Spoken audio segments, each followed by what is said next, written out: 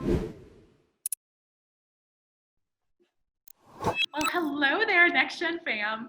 So excited to welcome you to another episode of Mentor Moments with Next Gen HQ. So make sure to sit back, take out your notebook, and enjoy what's to come. We are so excited to have Cliff Jones on with us today. So Cliff is the founder and managing partner of Clarity Strategic Advisors, and he is providing amazing leadership practices and the clarity of focus mindset to business owners and thought leaders worldwide. Cliff, thank you so much for making time for us today and on such a special day for you too. Well, Rachel, thanks for having me. It's an honor. I love what you guys are doing. You're on a real mission, changing a lot of lives. I love that about you. And it seems that we have that in common. So I have to say that Next Gen HQ also loves that about you and the journey that you're on. But it seems like we'll dive into the good stuff coming up now. All right, I'm ready if you are. Let's do it. Let's do it. So we're going to start off with a little bit of a Next Gen HQ tradition here with some rapid fire questions. So I just want to get into a little bit of who Cliff is as a person. And first off, I'd love to know what book you'd recommend that others read. Oh, books. I love books. I read so many books. If I had to pick one, Think and Grow Rich might sound cliche, but that was one of the books early on that really shifted my mindset to the power of major definite purpose and the whole purpose thing, which is what clarity is about. So Think and Grow Rich, and then Never Split the Difference is one I often recommend. You asked for one, but I got to give you a double dose. Never Split the Difference by Chris Voss, probably the best book on negotiation and how to get along with human beings I've ever read in my life. Amazing. What's one non-negotiable habit that you have? One non-negotiable habit, just radical high performance exercise to oxygenate the mind, the body. If you didn't know this, exercise is the #1 driver of learning. Not studying, not reading, not networking, not gaming, exercise. So that would have to be it. I did not know that, so thank you for that fact. And how about, are you a coffee or a tea lover? I love coffee. I learned how to roast it watching YouTube videos, YouTube Red Rocks. I can roast any bean you give me in a Jiffy popcorn popper off any form of heat you give me, even if I had to start a match fire. I love that. Well, I look forward to the day where we can enjoy a cup of your freshly roasted coffee together, because I am a coffee lover at heart. Careful what you wish for, but that's a deal. There we go. Amazing. So now kind of diving a little bit into more of the storytelling side of this conversation. It seems like you are on such a beautiful journey of really helping leaders step up and helping businesses step up in their practices and processes and focusing in on clarity. But how did you discover your passion for this? And is there kind of a certain situation that you can think of in this journey of figuring out this is what you're meant to do? Well, great question. I've always believed from a young age that I had a purpose for being a reason, and I needed relevancy, meaning what we're searching for at work when we don't have it, what we're searching for in life. So from a young age, I was inspired by my parents, who were entrepreneurs in a small New England town, New Hampshire. Dad owned a hotel and restaurant, but that business collapsed in the oil OPEC embargo of 1973-74. I was 12. And I just vowed to be a business owner. It took me a long time. I wasn't 30 till I was able to get into business for myself. But 30 plus years later, it's not for everybody, but building a business is an extremely purposeful, challenging, rewarding experience. Because if you really are fired up by a true purpose, a major definite purpose, and you're in business for that purpose, you'll never stop. You might go bankrupt. You might lay off people. You might go through epidemic, all sorts of stuff, but you will persist. So it took me a long time, and I built my first business, a financial planning business. I thought that was it. But after I sold that business, I learned there was more. And what I suggest to everybody watching or listening to this is that your purpose is out there if you don't know it. We all are born with gifts and talents and treasures, and we have to learn what those are, and we have to apply them through our experience. And more than anything else, we have to be of service and learn how to add value in the world and not sell ourselves in a nasty way, but promote our ideas and learn how to get along. So how's that for a long answer? That was a beautiful answer, not a long one at all. I mean, we're Okay. talking about the story of how you've gotten to where you are and finding your purpose at a young age, which I think is so fantastic that you've been able to experience this and live it out. Well, so I knew I had a purpose at a young age, but I didn't really get that aha moment of clarity until I took my first business coaching certification program after I sold my wealth management business. And in that training workshop in Sacramento, Gary Henson, big shout out to you at businesscoach.com, because in that first day in that workshop of training, and it was thousands of dollars. And like all of us, we have to invest in our own education and knowledge and growth. And I made that investment. It was quite scary, but I knew then, I'm like, oh, this is what I was born to do. I was born to coach and empower and help people get clarity and confidence. So that applies to career, family, relationships. We all want clarity. We all want confidence. We all want to know what's next. And have you ever asked somebody, Rachel, what their goal is and they didn't have an answer? Yeah. And so what happens is if you don't have a goal and you don't have a plan of action, how can you get what's next? And what everybody wants is what's next. And we can't get what's next until we're content to a large extent and grateful for what we have and what we're learning in any moment. So it's a journey, and we're all on this journey. And the more we can align in what I call the middle way and help each other, we can't do it alone. I couldn't have done this without my wife, friends. And look, we have people who support us, and we have people who don't.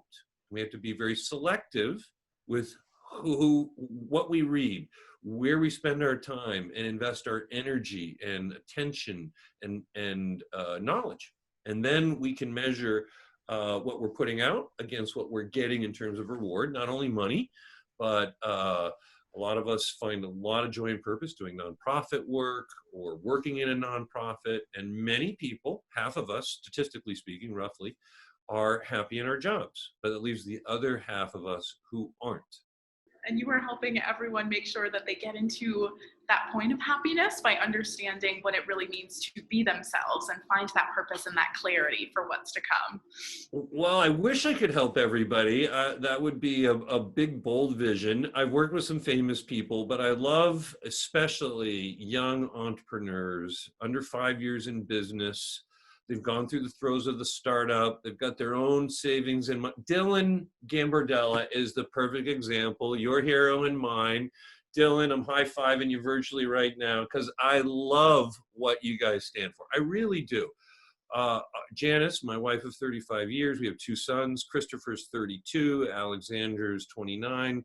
Both are happy, healthy, self-sufficient, making a great living, saving, investing. And that's what you guys are doing. You're empowering your community to learn how to work together, and figure out what it is we can do as human beings to make a bigger impact and difference, not in the world, but starting right in our own homes, in our own, getting along with our families, which we can all admit isn't easy at times.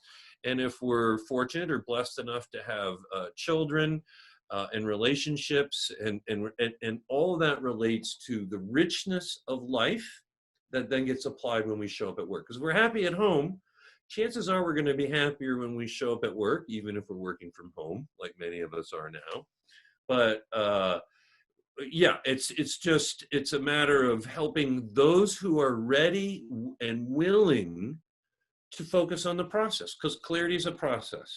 You guys have a process. You got to where you are through a lot of planning and intentional work and hiring people, making scary investments and working through conversations that were probably not comfortable, like a big family, and you produce a profit and your sponsors are happy and your tribe is growing. And that's why I was thrilled to get on this interview with you today. You do everything I'm trying to do, except you'll probably be around a lot longer than I will. I certainly hope you will be. So let's make sure that we keep doing that together. But on that note of creating impact on your own life, on one's life, I definitely want to dive into something that I feel probably did have an impact on your leadership journey, building and selling several businesses in your past experiences. So what did that process really mean to you as a leader, and how did you know that it was the right decision to sell and move on Mm. to future opportunities? All right. Yeah. So just to make it clear, I started very small business, a financial planning, wealth management business. I had a draw. I was sponsored or backed by a small regional firm.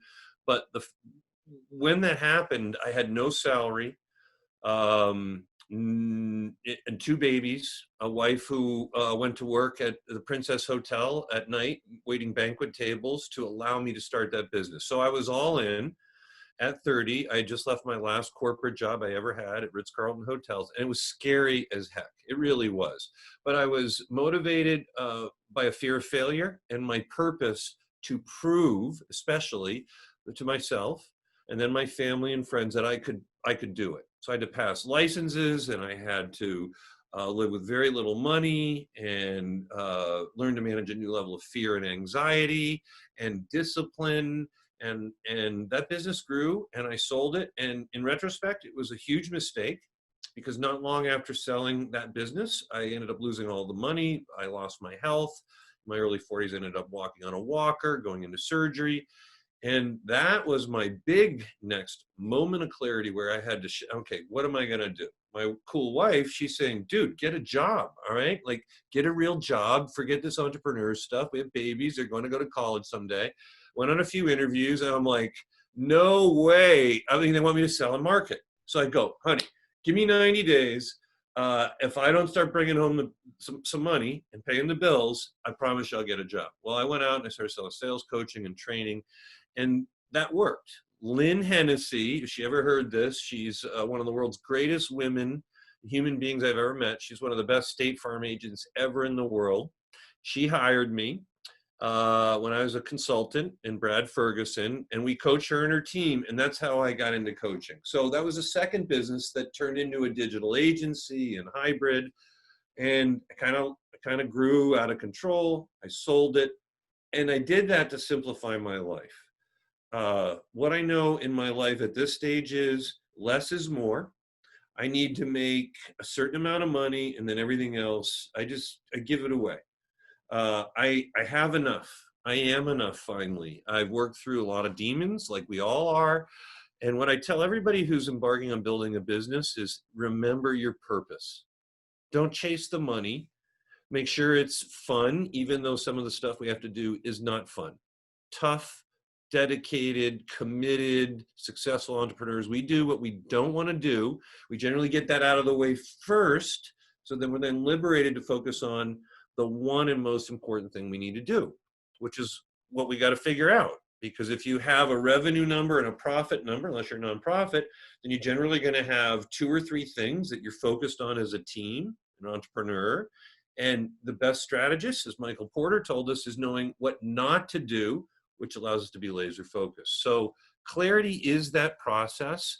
I teach and coach a little bit one-on-one, owners, graduate students, executives working their ways through the ranks of corporate America.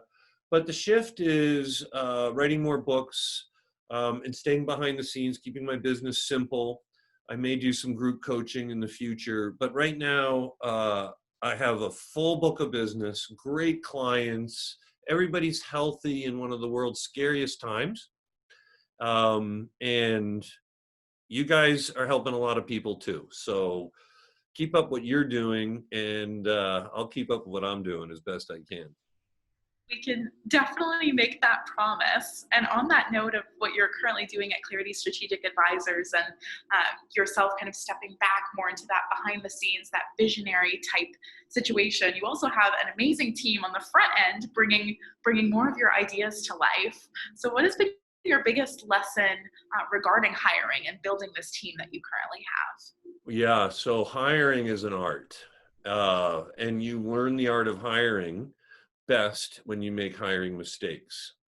And when we make those mistakes, we're hiring people with our own money, they are very expensive and can be catastrophic, meaning some businesses at certain early stages can hire one or two wrong people and it can be over. So number one, be very careful about business partners. Have clear written agreements written by attorneys. Make sure roles and responsibilities are clear. Be very focused on being lean in your startup. There's a whole methodology. You guys, lean startup, right? Phenomenal body of work and book. There are others out there that allow us to focus on essential activities that allow us to build a sustainable business. And then when you're successful, know when enough is enough, and then give everything else away, because we have enough rich, super miserable people behind gated communities, and they're not happy. Okay, that's a fact. And we have a lot of communities that need help. And my commitment is, as a conscious leader, just a guy from New England who's, you know, consulting and helping other small businesses right now, be a conscious leader, which means be aware of how you show up, be aware of getting along with people, be aware of what's really important. You can wake up and make more money, you can wake up and make a bigger name for yourself, or you can wake up and make a bigger difference in the world. And that's what cool people do. We get enough, we have enough, we can be enough, and then we give, give, give. And that's what that servant warrior leader looks like. And that's who I live for. And that's what Dylan Gambardella is, and how you guys, that's why I love you guys, okay? And we love you exactly right back. Which leads us into our last question, which I think is perfect as you're talking about servant warrior leadership. There's a lot of individuals within our community who we call the next generation of leaders. They are going to create so much beautiful impact in the world. If you could bestow on them one final message in this video, what would that be? You know, it's a tough one. Great question. Have fun doing what you're doing, and change the world one day at a time. Be grateful for even the stuff that goes not your way, because most of the stuff's not going to go your way. And learning that acceptance and resiliency and that purpose you have. I get a chill when I talk about purpose, because without purpose, there's a certain void and emptiness of why am I here? What am I supposed to be doing? If you don't have purpose, I'll introduce you to the people who help me find it, because I know a lot of coaches, people who coach me and who I coach with, and 4M Chef, Nicole Wood with ALV Coaching, Amalavita Coaching in Chicago. I'll spread the wealth, right? So it's conversations like this, what you guys are doing, what little I can do. Just stay on that purpose and never give up. Stay on that purpose and build one day at a time. Everyone, you heard it right from Cliff, who is the master at this. Cliff, if someone wanted to get more into a conversation with you, do you have any socials that you're really active on, or the best way for a next generation to connect? Yeah, thank you, Rachel. So you can find me at cliffordjones.com. There are a lot of Clifford Joneses out there. I just happen to be lucky to buy the .com early on and pay the $15 a year. But just schedule a conversation with me. I publish a lot on my blog, Medium, business journals. But the best way to learn about what I do and get a hold of me, and I'll give you some time, right? If you're hearing this and you think I might be able to help, I'll give you 20, 30 minutes, see if I can give you some direction. And if not, at least we could be friends. So many new friends coming your way. Cliff, thank you so very much for coming on to Mentor Moments with us. You've inspired me, so I know that's only going to continue on for our community. Thanks, Rachel. Keep up the great work. You're awesome. Everyone, we will see you soon. Bye, Next Gen fam.